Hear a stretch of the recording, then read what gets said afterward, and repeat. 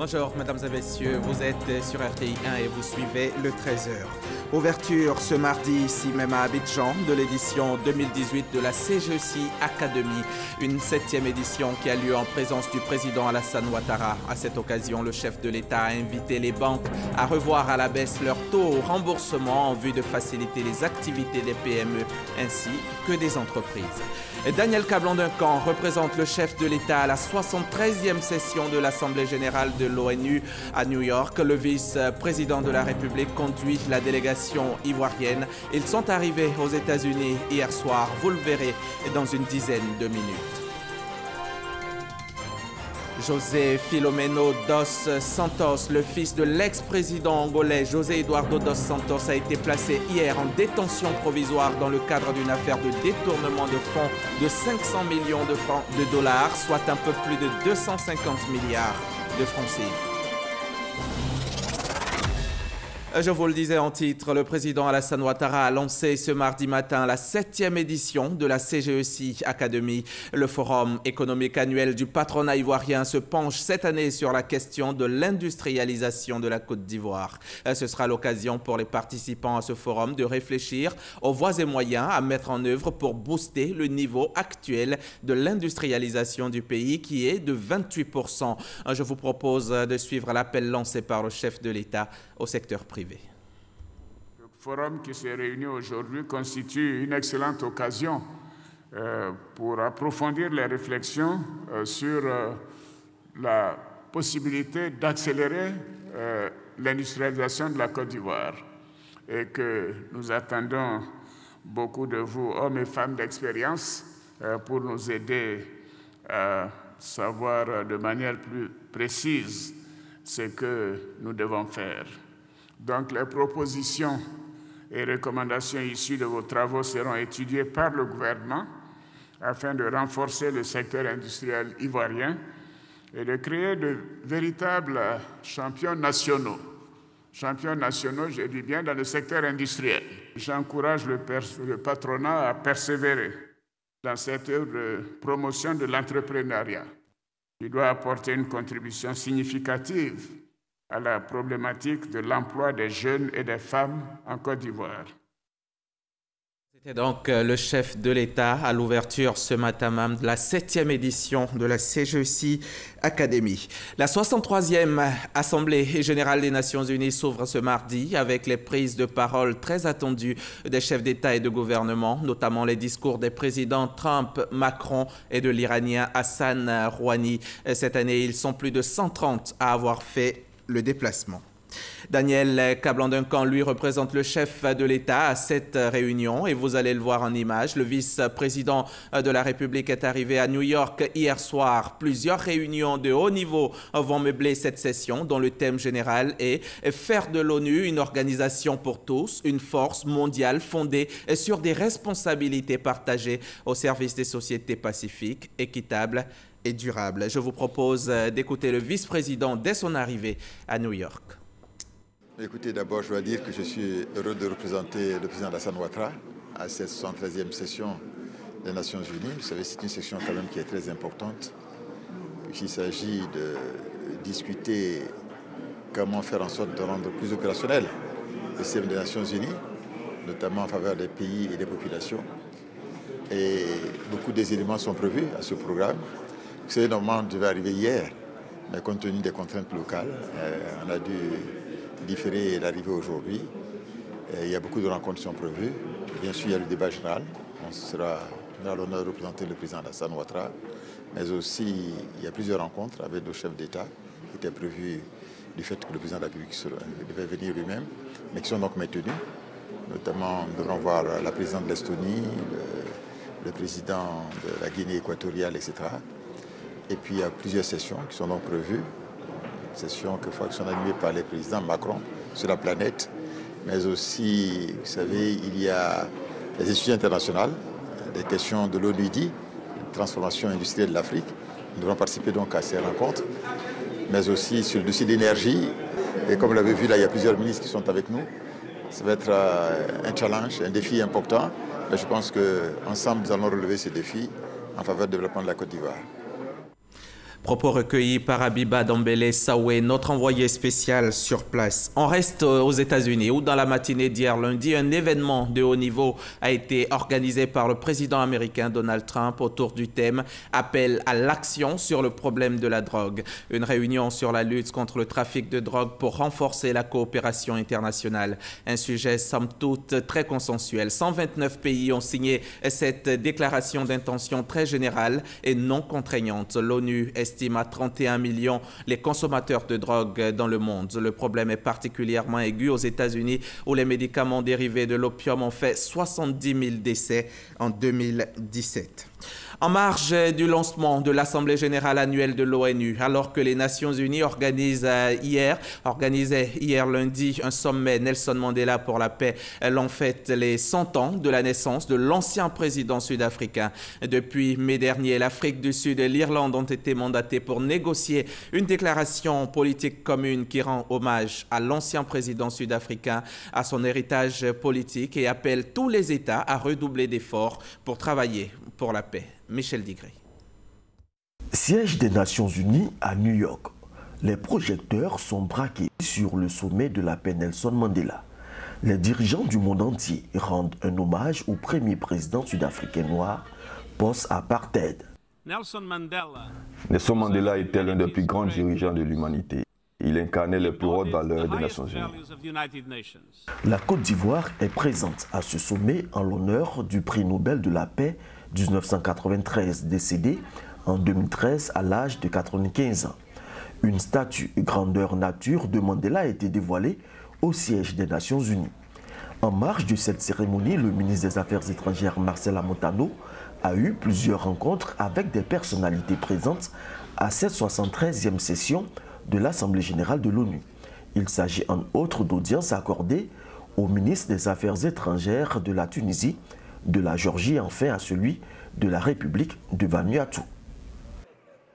Le G20, le groupe des 20 premières puissances économiques du monde, veut accroître ses investissements en Afrique. Le groupe a lancé le plan Compact with Africa et la Côte d'Ivoire figure parmi les pays ciblés par cette stratégie. Une réunion s'est tenue à cet effet hier ici à Abidjan avec pour objectif de faire l'état des lieux des réformes préalables à la mise en œuvre du plan en Côte d'Ivoire. Mahama Traoré et Jean-Jacques Kouaméala.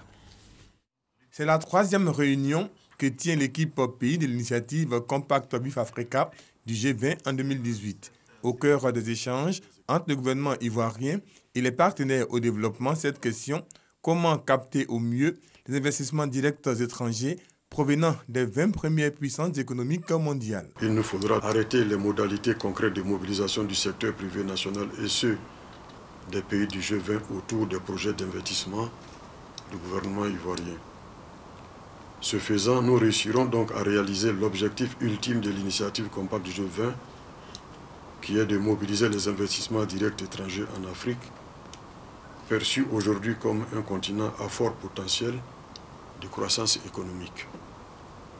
En la matière, la coopération ivoiro-allemande est un exemple à suivre, selon le ministre Adama Kone. Le gouvernement allemand a octroyé à la Côte d'Ivoire une ligne de crédit de 65 milliards de francs CFA destinée à financer des projets dans les énergies renouvelables.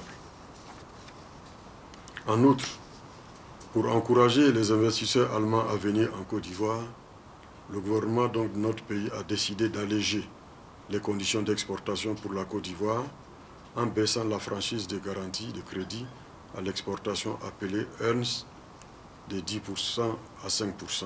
Les conclusions de cette rencontre vont alimenter le dossier Compact G20 de la Côte d'Ivoire qui sera présenté mi-octobre aux assemblées annuelles du Fonds monétaire international et de la Banque mondiale. Ces assises se tiendront à Bali, en Indonésie. C'était un reportage de Mahama Traoré, commenté pour vous par Jean-Jacques Kouaméala. Direction Yamoussoukro, où a eu lieu la semaine dernière le séminaire bilan à mi-parcours de la Direction générale du Trésor et de la comptabilité publique. Dans les conclusions, le séminaire retient un bilan globalement positif avec notamment une mobilisation sur le marché international des capitaux d'un montant de 1288 milliards de francs CFA au premier semestre 2018. Jean-Louis Gbangbo, de retour de Yamoussoukro. Les 8 premiers mois de l'année ont été particulièrement fructueux pour la Direction générale du Trésor et de la comptabilité publique. Cette administration a pu notamment mobiliser sur le marché international un montant de 1 288,3 milliards de francs CFA, soit un taux de réalisation de 177%. Pour le recouvrement de recettes fiscales et non fiscales, sur un objectif cumulé de 57,47 milliards de francs CFA, le Trésor public a pu recouvrer 66,119 milliards de francs CFA au 31 août 2018. Quant au niveau de souscription aux bons et obligations du Trésor, il a atteint la barre de 2 milliards 400 millions de francs CFA, là où était attendu le montant de 2 milliards 34 millions de francs CFA. Des performances qui sont pour l'ensemble des agents du Trésor de réels motifs de satisfaction. Ces exemples montrent bien l'efficacité du travail en équipe et confirment le fait que notre institution est bien engagée sur la voie de la performance. Nous avons vu, comparé aux autres années, l'évolution des choses. Nous avons vu que les agents du Trésor ont commencé réellement à s'approprier nos valeurs. Les valeurs de l'institution sont les valeurs d'intégrité, d'honnêteté, de travailleurs. Pour atteindre ces objectifs-là, nous avons mené sur le terrain des campagnes de sensibilisation à l'endroit des différentes administrations, à l'endroit des écoles. Nous avions également parcouru le territoire national. Un regard rétrospectif a été également jeté au cours de ce séminaire sur les processus de management et de certification ISO 9001 version 2015 du Trésor public. Ici aussi, avec des taux de réalisation satisfaisants. Pas de quoi dormir cependant sur ses lauriers. Il convient toutefois de relever que les questions cruciales de l'institution sont loin d'être épuisées. Aussi voudrais-je vous inviter à continuer d'entretenir cette flamme du travail bien fait afin que le Trésor public épouse davantage les bonnes pratiques managériales ainsi que les standards internationaux de productivité et de performance. Les séminaristes ont ainsi été exhortés à s'approprier les recommandations qui ont été formulées à l'issue des travaux et à prendre les dispositions nécessaires afin de parvenir, avant la prochaine évaluation, à l'exécution de toutes les autres actions. Ecokim, l'Union des sociétés coopératives Kimbé, est spécialisée dans la production et l'exportation de café cacao et d'anacarde. Elle a reçu samedi dernier d'importants dons de ses partenaires afin d'accroître les conditions de vie et de travail de ses membres. Ce sont donc 5 écoles primaires, 51 camions et un tracteur agricole qui ont été offerts à Ecokim pour l'ensemble de ces 23 coopératives. Reportage Jean-Luc Bangbo. À Manicro, cette petite bourgade située à 5 km de Saint-Fra a connu une animation toute particulière, rythmée de chants et de danses de réjouissance. La raison, ce village a été choisi par l'Union des sociétés coopératives Kimbé, Ecokim, pour abriter la cérémonie de remise de 51 véhicules de collecte et d'inauguration de 5 écoles primaires aux producteurs de café cacao de la région. Un don d'une valeur globale estimée à plus de 900 millions de francs CFA. Fruit d'un partenariat entre Ecokim et des opérateurs nationaux et internationaux. Grâce à nos partenaires, Ecokim est passé de 4 000 hectares exploités à 66 000 hectares pour un volume collecté de plus de 47 000 tonnes de cacao et 2 500 tonnes de cajou au cours de la présente campagne de commercialisation. Un engagement des partenaires qui contribue à l'accroissement de la production cacaoyère, mais également à la lutte contre le travail des enfants dans la cacaoculture. Le secteur du café cacao est un secteur très important pour l'économie ivoirienne et donc pour nous c'est un honneur de pouvoir y être associé via la fourniture de ces véhicules et on est content de participer à l'amélioration de la profitabilité et de la rentabilité du secteur. Depuis le producteur jusqu'à l'exportateur, en passant par les négociants, nous essayons d'adresser les différents besoins qui naissent de leurs activités. Donc c'est ce qui justifie aujourd'hui que nous soyons là en train de délivrer à Ecokim 51 camions plus un tracteur que nous avons eu à financer. Témoin de cette remise des dons, le directeur général du Conseil Café Cacao a salué le modèle d'organisation adopté par Ecokim. Vous êtes un modèle, vous pouvez avoir l'assurance que le Conseil sera toujours à vos côtés pour vous aider à consolider vos efforts d'organisation du monde paysan. Je voudrais donc demander aux autres coopératives de prendre votre exemple pour que nous puissions avoir dans ce pays une agriculture mieux organisée. L'Union des sociétés coopératives Kimbe, EcoKim, c'est plus de 17 000 producteurs répartis entre 20 coopératives de café cacao et 3 d'anacarde. Le fonds d'études est une instance en charge du financement des études préalables à la mise en œuvre des projets. Son avènement date de 2013. Après 4 ans de mise en œuvre, les résultats sont relativement satisfaisants. Mais des difficultés persistent au niveau de la consommation des crédits et à la maîtrise des procédures d'exécution des dépenses. Pour corriger ces dysfonctionnements, un atelier a été initié pour renforcer les capacités de 81 chargés d'études des ministères. Le compte-rendu de Noël Niagno. Ces dames et ces messieurs sont des chargés d'études. Leur mission garantit une utilisation efficiente et efficace des crédits budgétaires destinés à la réalisation des études, avec pour finalité renforcer la croissance économique de la Côte d'Ivoire. Dans cette optique, un fonds spécial est mis en place depuis 2013. Il vise à financer les études préalables nécessaires à la mise en œuvre de tout projet inscrit dans le Plan national de développement, PND, et dans le programme d'investissement public, PIP. Après 4 ans d'exercice, des acquis sont notables. Le taux de rejet est passé de 60% au 30 juin 2017 à 35% en 2018, à la même période, soit une amélioration de 25 points. Des acquis, certes, mais des difficultés liées à la gestion du fonds demeurent. La principale est la connaissance partielle par les ministères requérant des procédures d'autorisation et d'exécution des dépenses de ce fonds d'études. À preuve, sur 46 requêtes de financement d'études reçues au cours de l'année 2018, 21 ne respectaient pas les critères d'éligibilité au fonds d'études, notamment l'inscription des projets afférents au PND et au PIP et la transmission des annexes financières détaillées telles que prévues par la réglementation en vigueur en la matière. Voilà qui nécessite la mise en place d'outils appropriés pour renforcer et vulgariser le fonds et lui permettre ainsi de jouer son rôle déterminant dans le processus de développement de la Côte d'Ivoire. Cela passe par, premièrement, la mise en place d'un mécanisme de régulation du rythme de consommation des crédits sur le fonds. Deuxièmement, la mise en place d'un dispositif de suivi des études initiées par les différents ministères. Et troisièmement, le renforcement de notre partenariat avec les bailleurs de fonds afin de bénéficier de leur appui. Et quatrièmement, enfin, la maîtrise par les principaux acteurs des procédures d'exécution des dépenses sur le fonds d'études. Ils sont 80 chargés d'études à participer à cet atelier de 48 heures. La commission électorale indépendante invite les candidats aux élections régionales et municipales couplées du 13 octobre prochain à la cérémonie de remise des affiches et des spécimens de bulletins de vote le mercredi 26 septembre. Demain donc à 10h à son siège d'Abidjan de Plateau. Les représentants des candidats devront se munir d'un mandat dûment signé du candidat. La commission électorale indépendante compte sur la présence de tous.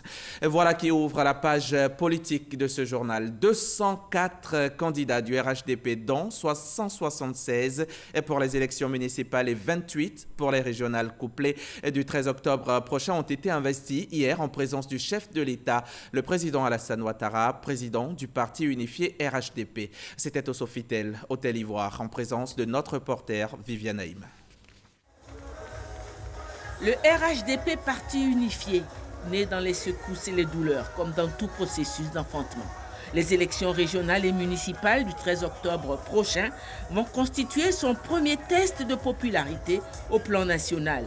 L'enjeu est donc de taille. La cérémonie d'investiture de ces candidats ce lundi 24 septembre à la patinoire de l'Hôtel Ivoire a enregistré une belle affluence des militants gonflés à bloc. Le président du RHDP, le président Alassane Ouattara, était lui-même à la tête de ces troupes qui vont disputer le terrain avec leurs rivaux le 13 octobre prochain. Ils sont 176 candidats RHDP pour les municipales et 28 candidats RHDP pour les régionales. Au total, 204 candidats RHDP en course. Le vice-président du parti unifié, Abdallah Mabrito-Akeuz, avec un grand sentiment de fierté, a rendu un vibrant hommage au président du RHDP, Alassane Ouattara, avant d'engager les candidats à la conquête des voix. Vous avez, Monsieur le Président, dans la pure tradition fouettiste et fouetticienne, accepté de nous conduire en président aux destinées du jeune, mais très mature, parti Rassemblement des Oufouettistes pour la démocratie et pour la paix. Monsieur le Président, j'affirme que vous êtes resté dans la tradition du Père fondateur parce que ce jour-là, vous avez donné des orientations, vous avez indiqué la voie en privilégiant le dialogue à toute épreuve. Monsieur le Président, quelques jours plus tard, vous avez confirmé ce que vous pensez profondément en prenant des décisions, les décisions les plus salutaires pour la Côte d'Ivoire, pour notre pays, pour les populations ivoiriennes, par l'amnistie de tous les prisonniers de la crise post-électorale. Nous voudrons vous saluer, vous rendre hommage et renouveler notre hommage au président Alassane Ouattara. Et j'invite la salle à se lever pour un standing ovation.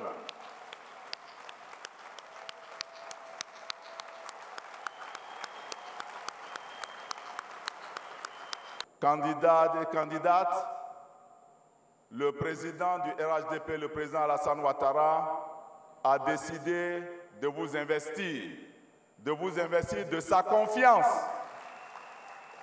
de vous investir donc avec la mission de porter ce message de paix et de rassemblement dans les confins de la Côte d'Ivoire, auprès des chefs coutumiers, auprès des guides religieux, auprès des femmes, auprès des jeunes, auprès de tous les leaders que nous pouvons retrouver, mais aussi auprès de nos militants que nous devons rassembler davantage. Parce que quelquefois, c'est les incompréhensions qui sont notre difficulté. Donc soyez patients.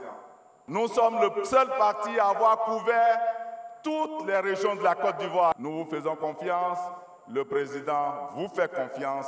Il vous apportera tout le soutien requis pour que la victoire soit de notre côté. Aux côtés de ses troupes, le président du RHDP a tenu à envoyer personnellement chaque candidat en mission, prodiguant encouragement et conseils. Après leur investiture, les candidats RHDP entreront en campagne à partir du 28 septembre, date d'ouverture officielle de la campagne pour les régionales et municipales, qui se clôturera le 11 octobre à minuit, avant la date fatidique du 13 octobre. Et pendant ce temps, le Parti démocratique de Côte d'Ivoire tenait son bureau politique dans l'est du pays, à Daoukro, la ville du président du parti, Henri Konan Bédié. Le bureau politique du PDCI a confirmé sa participation aux municipales et régionales d'octobre. Il réaffirme le rejet du parti unifié RHDP et son souhait d'une réforme de la commission électorale indépendante. Wilfried Herman-Guivet.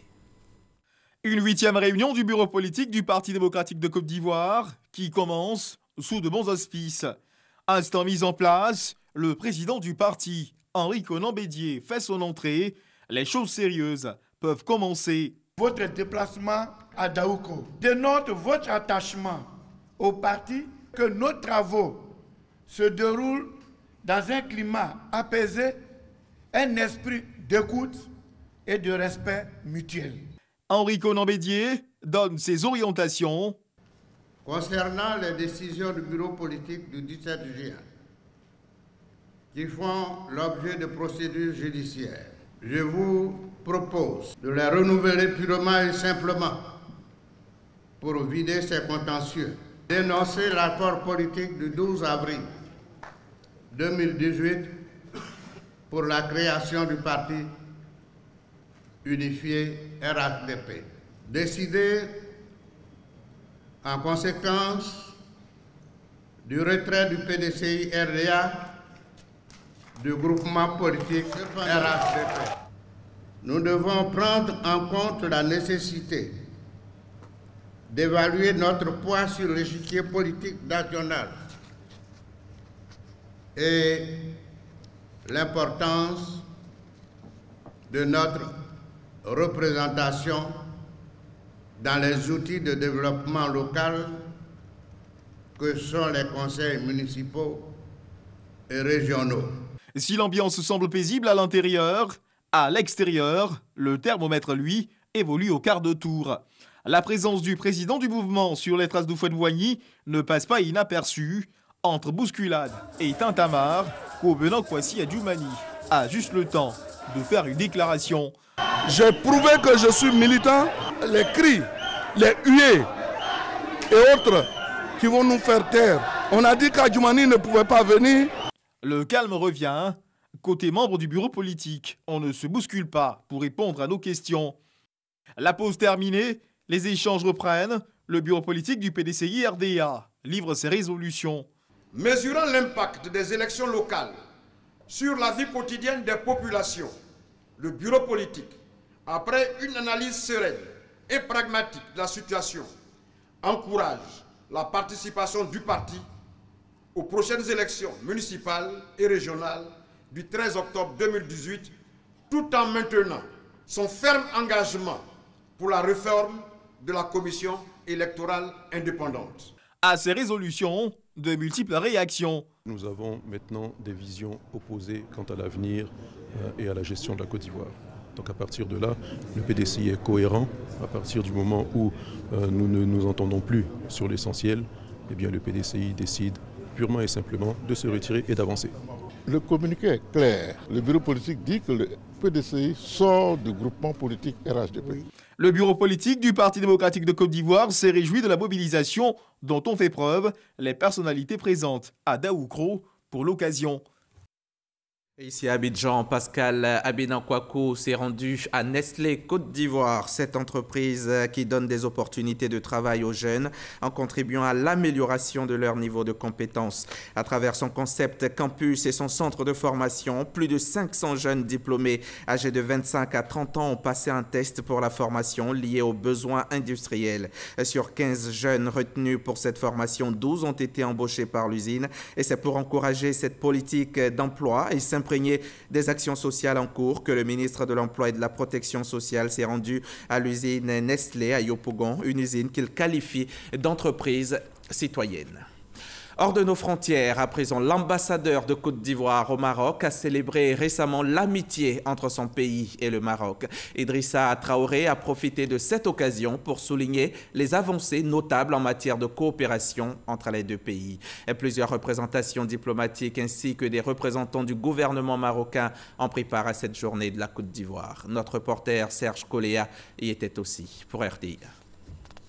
Plus de 60 représentations diplomatiques basées au Maroc ont répondu à l'appel de l'ambassadeur de la République de Côte d'Ivoire au Maroc. Et pour cause, l'instant est solennel. Son Excellence Idrissa Traoré, ses collaborateurs ainsi que toute la communauté ivoirienne célèbrent l'an 58 de l'indépendance de la Côte d'Ivoire. Une occasion pour le diplomate ivoirien de souligner les grandes avancées économiques, politiques et sociales réalisées en Côte d'Ivoire. Un point d'honneur a été mis sur la fructueuse collaboration entre le roi Mohamed VI et le président Alassane Ouattara.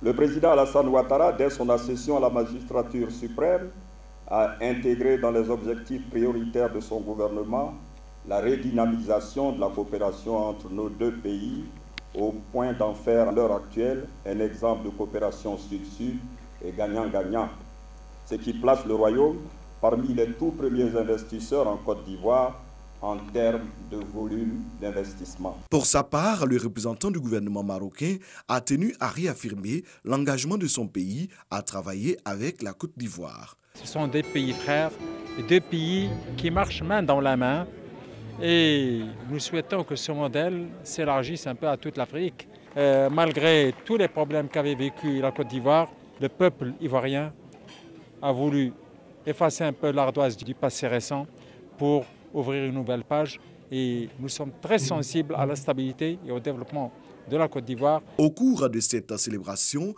marquant l'amitié entre le Maroc et la Côte d'Ivoire, la culture ivoirienne a été mise en exergue. Danse traditionnelle, orchestre de musique urbaine Made in Côte d'Ivoire ont tenu en haleine le nombreux public.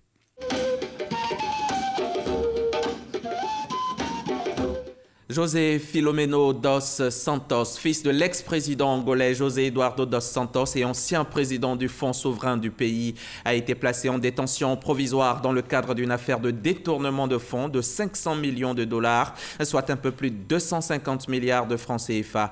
C'est ce qu'a annoncé le procureur général angolais dans un communiqué hier lundi. L'homme d'affaires angolo-suisse Jean-Claude Bastos de Moret, un des proches qui a géré une partie du Fonds souverain, a lui aussi été placé en détention provisoire selon le magistrat. Et voilà qui met un terme à cette édition. Merci de l'avoir suivi et très bonne journée sur la chaîne qui rassemble.